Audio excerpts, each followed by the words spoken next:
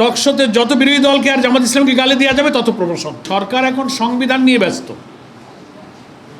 11 দল জামাত ইসলামী জনগণ যারা রক্তাক্ত জুলাই সনদের ভিত্তিতে গণভোটের রায় কার্যকর করে জনগণকে একটি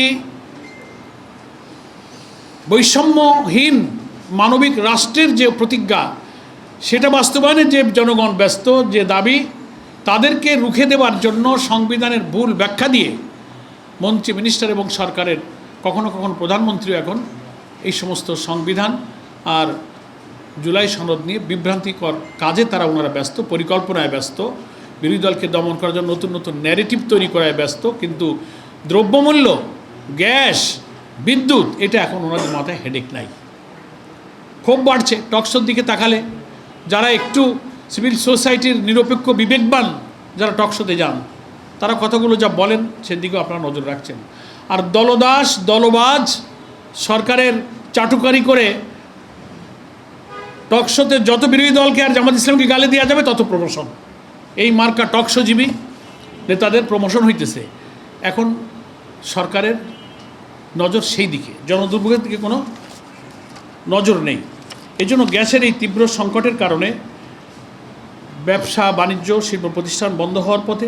বসুন্ধরা টিস্যু, অশুদ্ধতার বিরুদ্ধে এক বিন্দুও ছাড় নয়। আমরা আজকে জামাত ইসলামীর পক্ষ থেকে সরকারের কাছে জরুরি ভিত্তিতে পদক্ষেপ নিয়ে এই গ্যাস সংকট দূর করার জন্য আমাদের গ্যাসের সংকট যেসব কারণে হলো, মহেশখালীর এলএনজি টার্মিনাল যেখান থেকে আমদানিকৃত গ্যাস সরবরাহ করা হয় সেখানকার যান্ত্রিক ত্রুটিটা খুব দ্রুত দূর করতে হবে, তা না হলে এটা হবে না। এবং যে সমস্ত গ্যাস ক্ষেত্র তিতাস, বিবিয়ানা, হবিগঞ্জ, রশিদপুর সহ প্রধান গ্যাস ক্ষেত্রের উৎপাদন বাড়াতে হবে, এখানে বিনিয়োগ প্রয়োজন।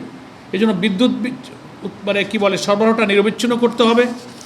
সরকারের এই সব ব্যাপারে যারা এক্সপার্ট আছেন দেশের মধ্যে, বিশেষজ্ঞ আছেন, বিদ্যুৎ গ্যাস এসব ব্যাপারে এক্সপার্টদেরকে কাজে লাগাতে হবে।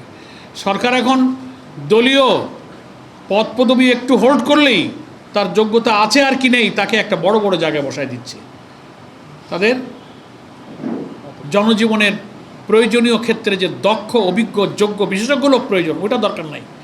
ছাত্রদলের নেতা ছিল, দিয়ে দাও অমুক জায়গার ডেপুটি ডাইরেক্টর। বিএনপির অমুক কমিটির নেতা ছিল, দিয়ে দাও অমুক জায়গার সচিব। তো এরা তো বিএনপির পারপাস সার্ভ করবে, জনগণের পারপাস এরা সার্ভ করবে না। জনগণের গ্যাসের সংকট, বিদ্যুৎ আর দ্রব্যমূল্য এদের চিন্তা হবে না। এই জন্য আমি মনে করি এই দলীয়করণের সর্বনাশা পথে হেঁটে আবার ফ্যাসিবাদের সেই পথ যেন বর্তমান সরকার না ধরে, সেখান থেকে ফিরে এসে জনগণের দুঃখ কষ্টের দিকে নজর দেন। জনজীবনের দুর্বিষহ হয়ে ওঠা এই গ্যাস সংকটকে আপনারা নিরসন করুন। বিদ্যুতের মূল্য কমাবার, বিদ্যুতের উৎপাদন বাড়াবার, গ্যাসের আমদানি নির্ভর গ্যাসের উপরে নির্ভর না করে গ্যাস উত্তোলন এবং গ্যাস ফিল্ডগুলোতে আপনারা বিনিয়োগ করুন। লুটপাট দুর্নীতি কমিয়ে এক্ষেত্রে আপনারা অর্থ বিনিয়োগ করুন।